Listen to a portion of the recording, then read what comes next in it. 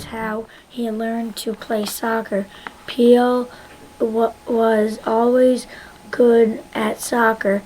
By the time he was 15, he was a professional player. He played for the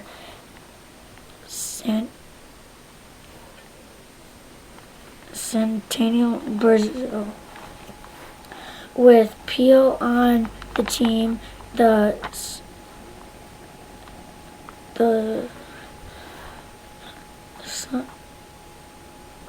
Saints won the World Cup championship 3 times.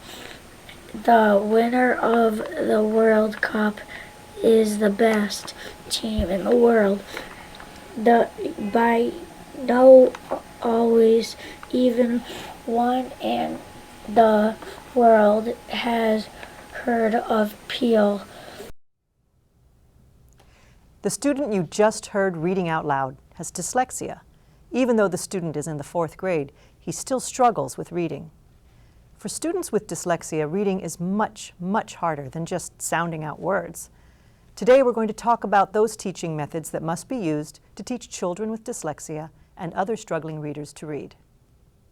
Hi, I'm Hoku Gilbert, a volunteer with the Hawai'i branch of the International Dyslexia Association, or HIDA for short. I have a daughter with dyslexia. Dyslexia is a learning disability that affects language skills, particularly reading. The word dyslexia literally means difficulty with words.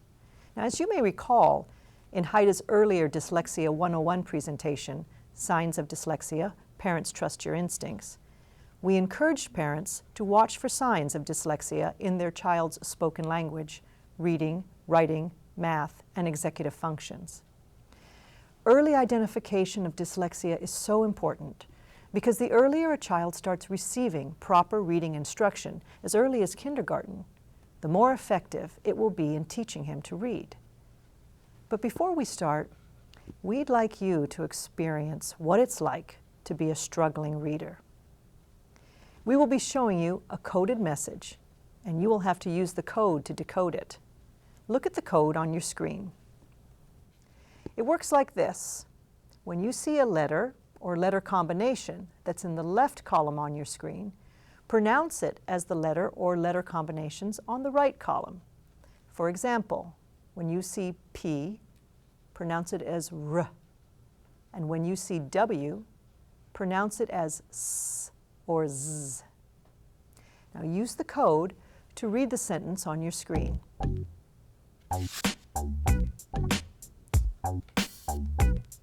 Time's up. Did you decode the sentence? If you did, then you saw its powerful message. Reading changes lives. In order to read, students with dyslexia must learn to decode, which means they must learn to translate printed words into spoken words. To decode, the student first has to recognize the component sounds of spoken words. One of the component sounds is the phoneme.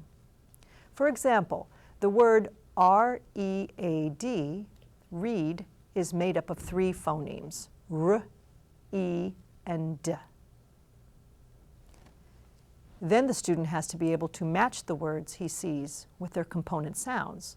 So if he sees the word R-E-A-D and then pronounces it as read, he is decoding. Decoding is a see and say process. Earlier, you saw the coded sentence, reading changes lives. In that sentence, only 15 of the 44 known phonemes in the English language were used, and only 7 of those phonemes were coded and were printed in color on your screen. So even though you only had to decode 7 phonemes, many of you still couldn't read the sentence.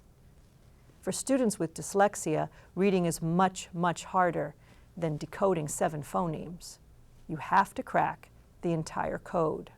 The student you heard reading at the beginning of this program struggles with decoding. He misses words, misreads words, and reads tentatively and slowly. This is because he has not learned to match the words he sees on a page with their component sounds. At least some of the time, he's probably guessing to identify words. And he puts so much effort into decoding that his comprehension is probably limited.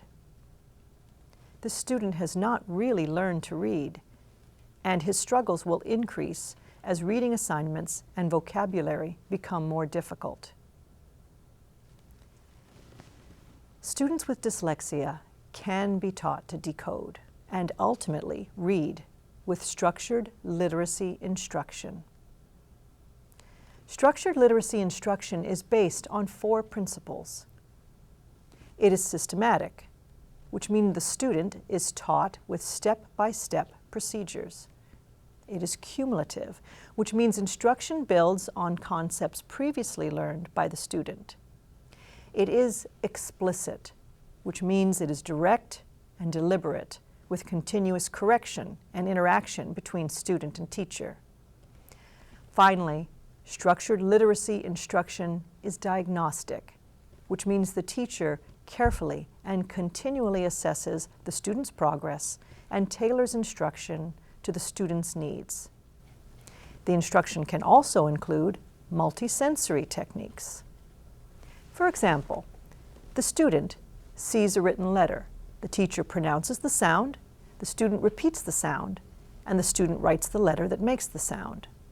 So, the student sees the letter, hears the sound of the letter, feels her mouth make the sound, and feels her hand write the sound. In other words, the learning process involves multiple senses. To begin structured literacy instruction, the teacher works on phonology, which means teaching the student to recognize the speech sounds and the rules that put sounds together into words. Then the teacher works on sound-symbol association, which means teaching the student to match sounds to printed letters, and the reverse, matching printed letters to sounds. While the student is mastering phonology and sound-symbol association, the teacher includes syllable instruction, teaching syllable types to better know where to divide long and unfamiliar words for greater accuracy in reading and spelling. Kathy and Sayamara will be demonstrating structured literacy instruction. Kathy is a structured literacy tutor, and Sayamara has dyslexia. It's nice to see you. How have you been? I've been good. That's good. I'm so glad. It's nice to have you come back. Today we're going to start with our card deck. And what I would like you to do is to tell me the sound that the letter or the letter combination makes. B. Very good. Ah. And what's the other sound that that letter can make? I don't know. I'm not sure. Okay. Then let's take this, and I want you to use your finger as though it were a pencil. Okay? And draw on that because it gives a nice friction. And I want you to draw this letter and say the sound you first said, which is correct, for the soft sound. So do that for me. Ah. Exactly. Ah. Do it one more time. Ah. And a second. One more time.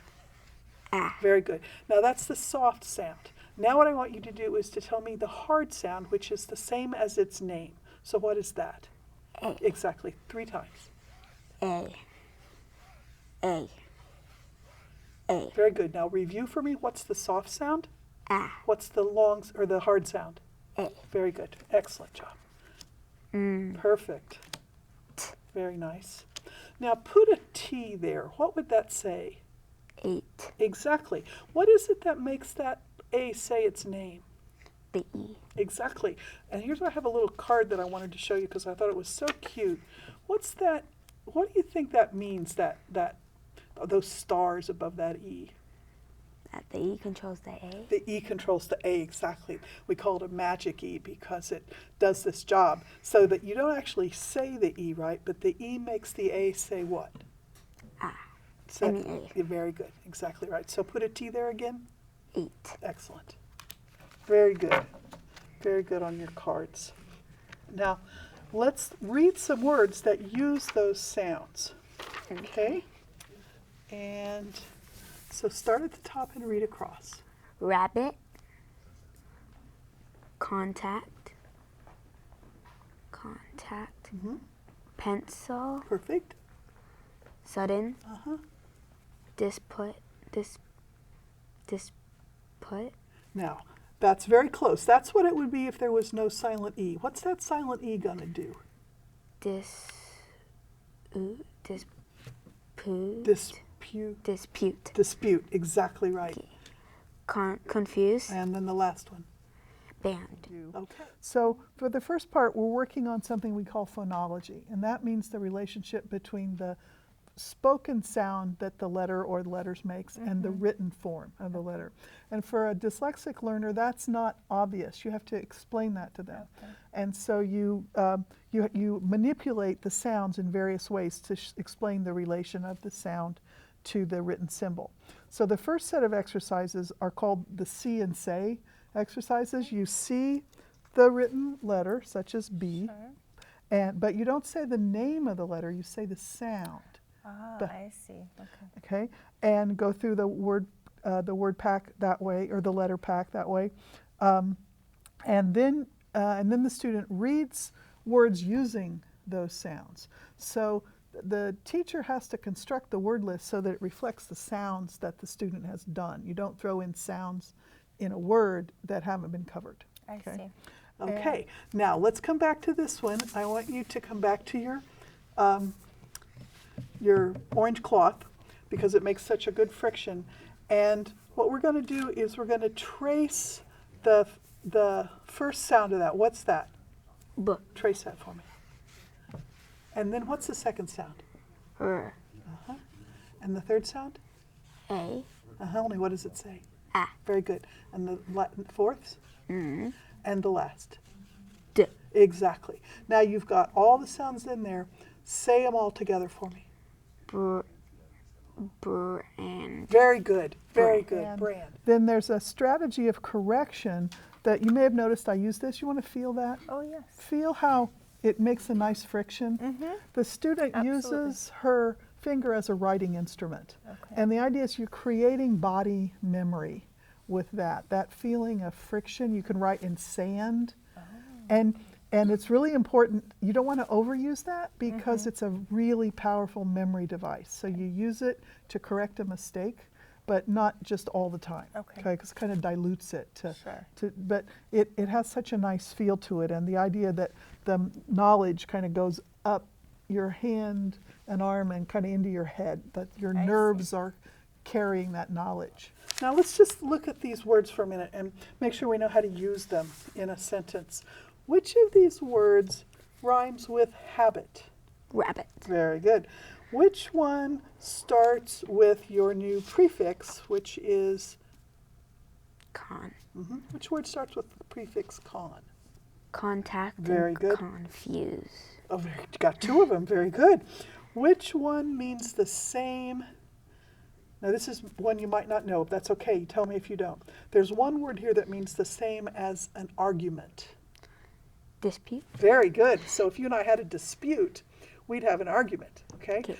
And then which one is the opposite of slow?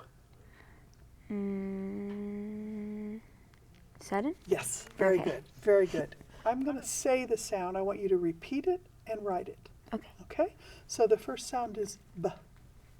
And I'd like you to start right up here. That's right. And I'd like you to go across. Okay. Very good.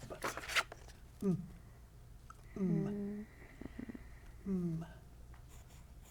Very good. And don't forget to say it after me. Okay. T. Very good. D.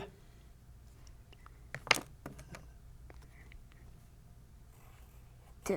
Very good. Eh. Eh. Very good.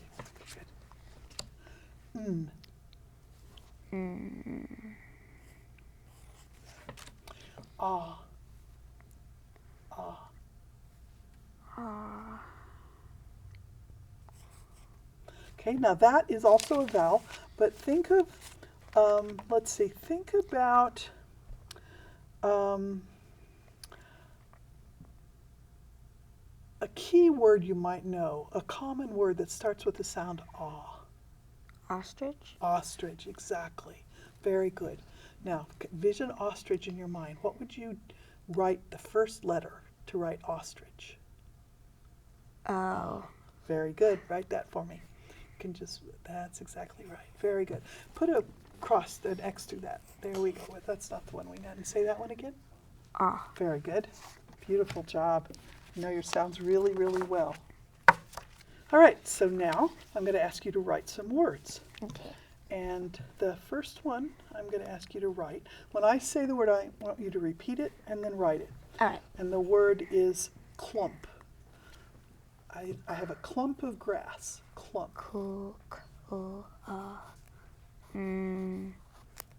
Beautiful. Very nice the way you sounded it out. Plod.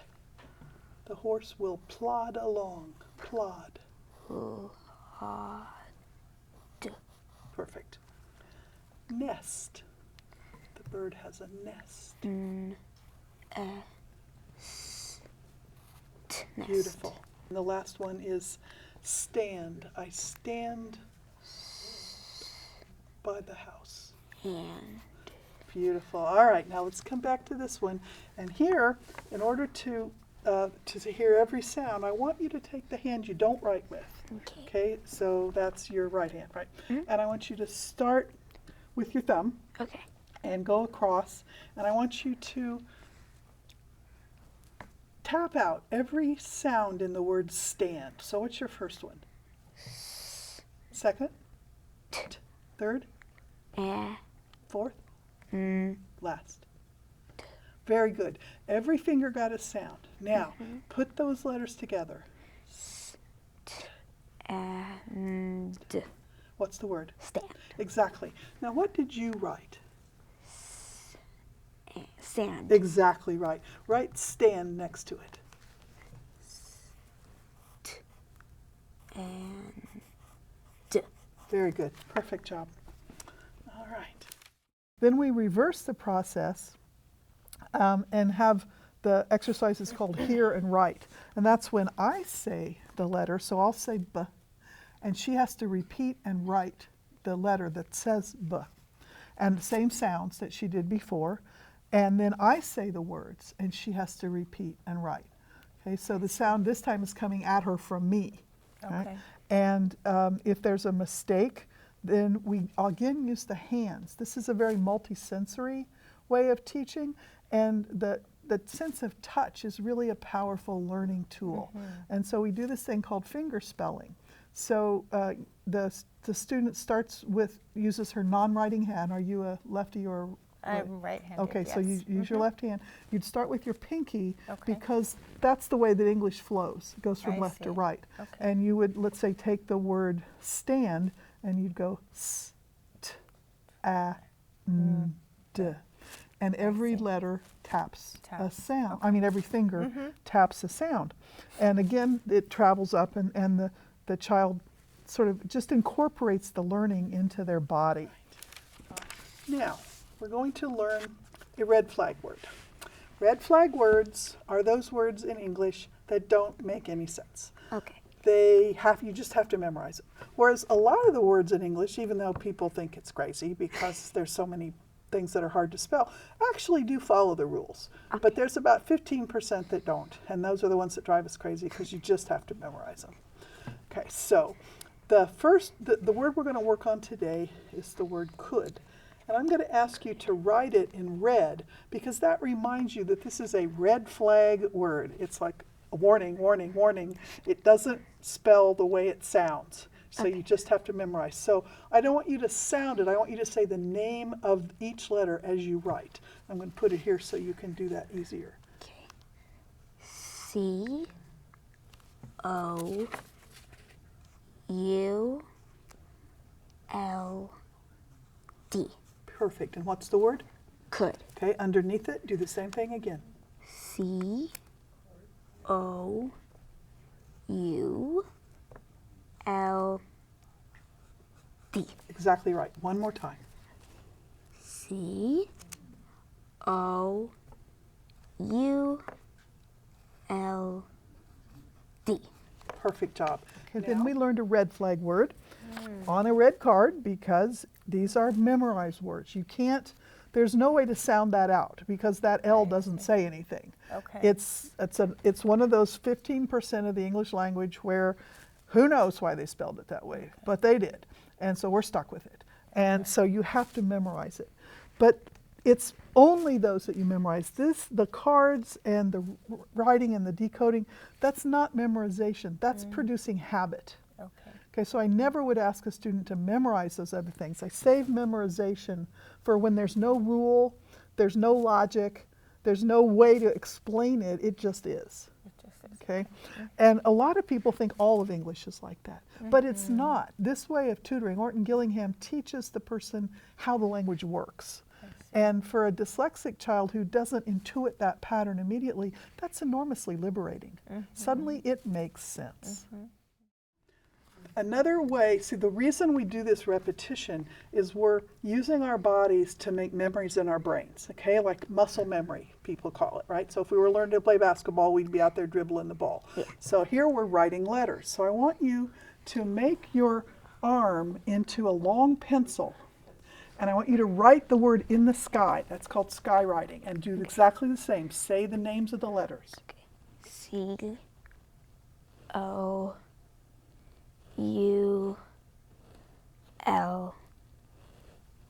Perfect. Once more.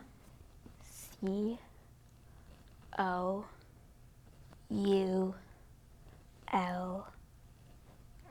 The last time. C-O-U-L-D.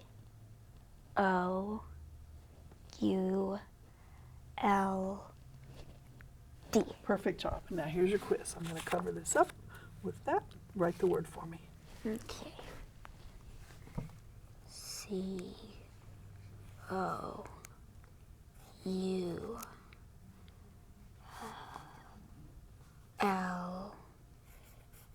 Perfect job. Very good. And what's your word? Could. Could. Exactly right. Good. All right. Now I'm going to talk a little bit about syllables, and we're going to practice with some syllables. We're going to learn one kind of syllable. Okay. And we're doing this because our first prefix is one kind of syllable called a closed. There's 6 kinds, okay? We're just going to talk about one. A closed syllable like this, say that syllable for me. Con. It ends with a consonant and the vowel is short. Okay? And that consonant kind of traps the vowel. It keeps it from saying its name.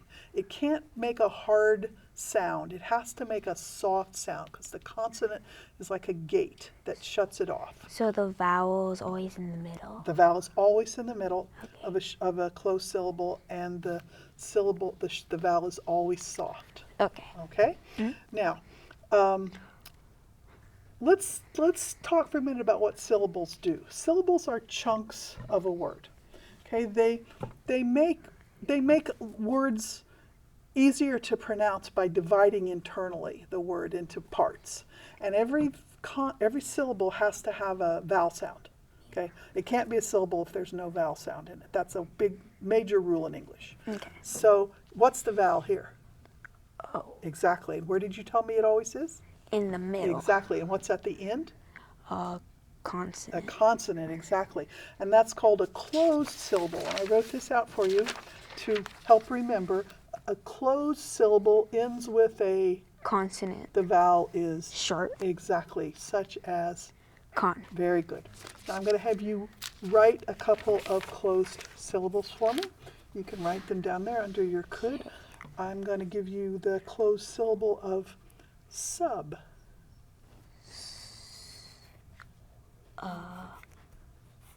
So. Can you think of a word that sub would be the first syllable of it? Subject. Very good, the subject, exactly. How about, one more, how about dis? That's right, exactly. Can you think of a word that has, that starts with the syllable dis? Destruct. Very good, very good. Okay, now let's come back.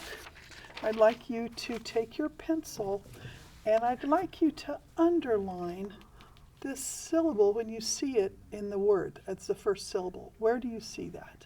I see it and contact and confused. Very good. That's right. And so remind me now, what kind of syllable is this? Go back to It this. is a closed syllable. And it ends with a what? Consonant, And the vowel is what? short. Very good. Once the student has mastered beginning tasks, the teacher adds advanced structured literacy instruction. The teacher works on morphology, which is teaching word formation from small units of meaning, such as their Latin or Greek elements. For example, tract is the Latin root which means drag or pull, as in tractor.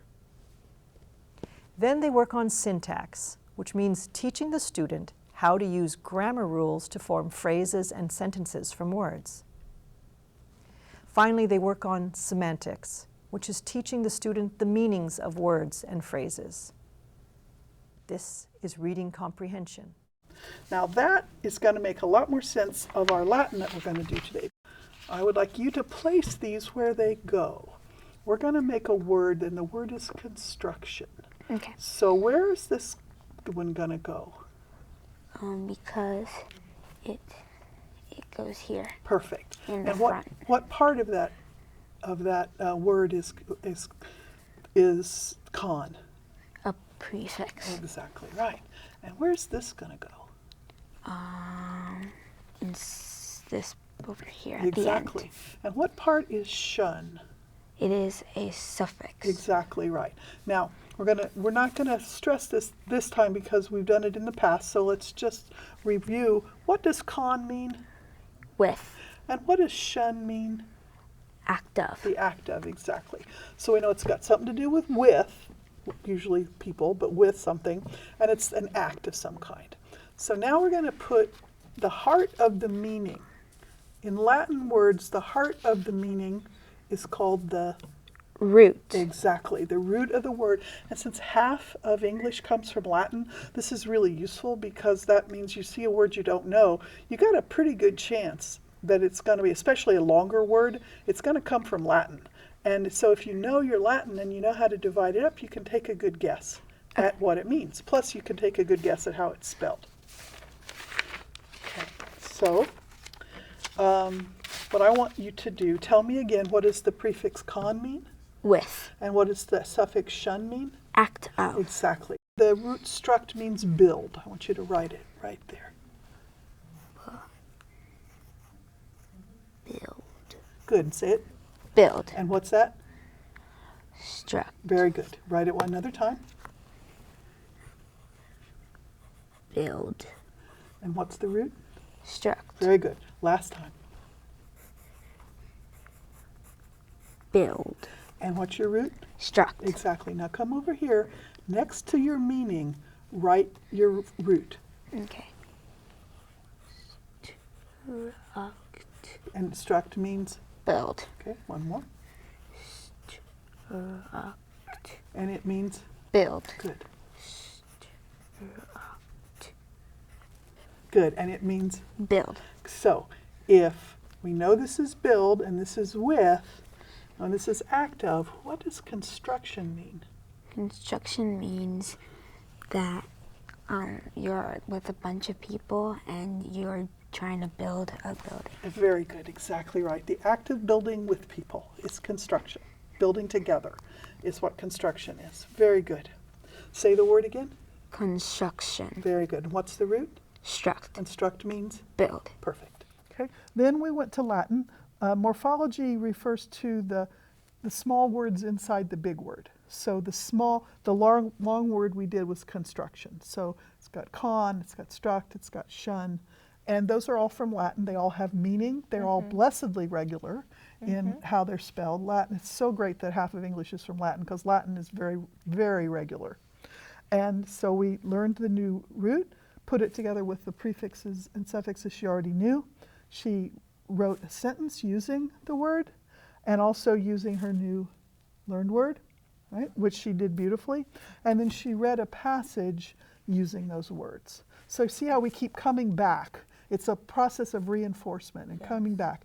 And at no time will I ask her to memorize struct, but after a few times of review through comparable, not the same, I never use the same material, but comparable material, she will know that struct means build. Okay. Thank you, Kathy and Saimara. In the tutoring demonstrations you saw today, Kathy used the Orton-Gillingham, OG, multisensory instructional approach, which was developed by neurologist Dr. Samuel T. Orton and psychologist Anna Gillingham in the 1930s. Examples of other structured literacy instructional programs are listed on your screen. They may differ in techniques, but they share many of the guiding principles based on the works of Dr. Orton and Ms. Gillingham. Studies have shown that Orton-Gillingham-based instruction is effective in teaching children with dyslexia and other struggling readers to read. All students, not just those with dyslexia, can benefit from structured literacy instruction. So its principles could be used to teach reading to all students in the classroom. Then students who are struggling can receive additional targeted instruction in small groups, and some students may need one-on-one tutoring, such as you saw Kathy and Saimara demonstrate today. Finally, as I mentioned at the start of this program, early identification of dyslexia is so important because the earlier a child is exposed to structured literacy instruction, as early as kindergarten, the more effective it will be in teaching him or her to read. Now, Saimara, the student from the tutoring demonstrations, would like to tell you a little about her experiences with this type of instruction. Hello, my name is Saimara Gallant Ortiz. I'm a 6th grader and I have this thing called dyslexia. Dyslexia is really stressful and it makes it hard for me to be focused and learn at the same time. When I didn't have tutoring, I was struggling with homework, reading log, and new learning possibilities. I felt like I was not learning enough because all my friends were ahead of me with reading and writing. I felt like I was not a smart student. I had to change schools, which was hard. My tutor, teacher, and school helped me a lot with the dyslexia. Orton-Gillingham, otherwise known as OG, helps me a lot with my reading, spelling, and writing. I don't only see or hear the sentence of a story, I can actually feel it with my hands, voice, and body. Like if you're writing a word, you can do it in the air writing rather than just listening to it. For example, watch. W-A-T-C-H, watch. I had also made new friends that also learn differently and enjoy making stress toys. Mahalo. It is estimated that as much as 15 to 20% of the population has dyslexia or another reading disability. That's approximately 286,000 people in Hawaii alone. With proper instruction and support, students with dyslexia can read. This means there are an awful lot of children in Hawaii who would benefit from structured literacy instruction, whether from tutors or classroom teachers. Thank you for your interest in this subject. Please contact HIDA, the Hawaii branch of the International Dyslexia Association, if you have questions about dyslexia or structured literacy instruction, or if you can be a part of HIDA's mission to help people with dyslexia in Hawaii. Reading changes lives. Thank you.